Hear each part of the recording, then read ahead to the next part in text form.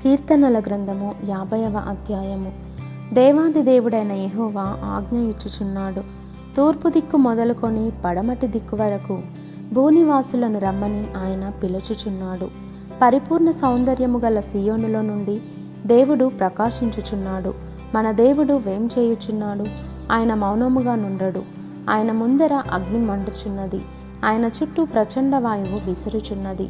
ఆయన తన ప్రజలకు న్యాయము తీర్చుటకై బల్యర్పణ చేత నాతో నిబంధన చేసుకొనిన నా భక్తులను నా యొద్దకు సమకూర్చుడని మీది ఆకాశమును భూమిని పిలుచుచున్నాడు. దేవుడు తానే న్యాయకర్తయై ఉన్నాడు. ఆకాశము ఆయన నీతిని తెలియజేయుచున్నది. నా జనులారా, నేను మాట్లాడబోచున్నాను, ఆలకించుడి. ఇశ్రాయేలు, ఆలకింపుము. నేను దేవుడను, నీ దేవుడను. నేను నీ మీద సాక్ష్యము పలికెదను. నీ బలుల విషయమై నేను నిన్ను గద్దించుటలేదు. నీ దహన బలులు నిత్యము నా ఎదుట కనబడుచున్నవి. నీ ఇంట నుండి కోడెనైనను నీ మందలో నుండి పొట్టేలనైనను నేను తీసుకొనను. అడవి మృగములన్నీయు 1000 కొండల మీది పశువులన్నీయు నావే గదా. కొండలలోని పక్షులన్నిటినీ నేనెరుగుదును. పొలములలోని పశ్వాదులు నా వశమై ఉన్నవి. లోకమును దాని పరిపూర్ణతయు నావే. నేను ఆకలిగొనినను నీతో చెప్పను.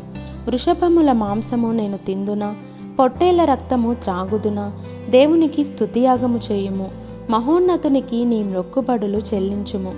ఆపత్కాలమున నీవు నన్ను గూర్చి మొరపెట్టుము. నేను నిన్ను విడిపించెదను. నీవు నన్ను మహిమపరచెదవు. భక్తిహీనులతో దేవుడు ఇట్లు సెలవిచ్చుచున్నాడు.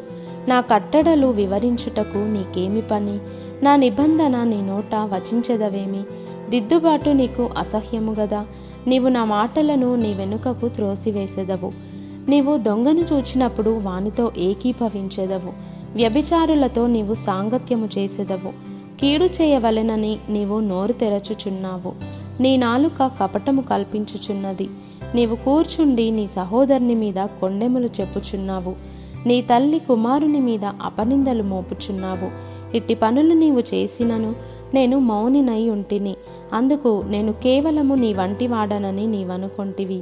అయితే నీ కన్నుల ఎదుట ఈ సంగతులను నేను వరుసగా ఉంచి నిన్ను గద్దించెదను.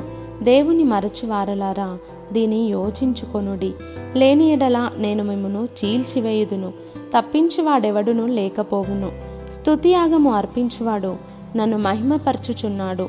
నేను వానికి దేవుని రక్షణ కనుపరచినట్లు వాడు మార్గము సిద్ధపరచుకొనెను.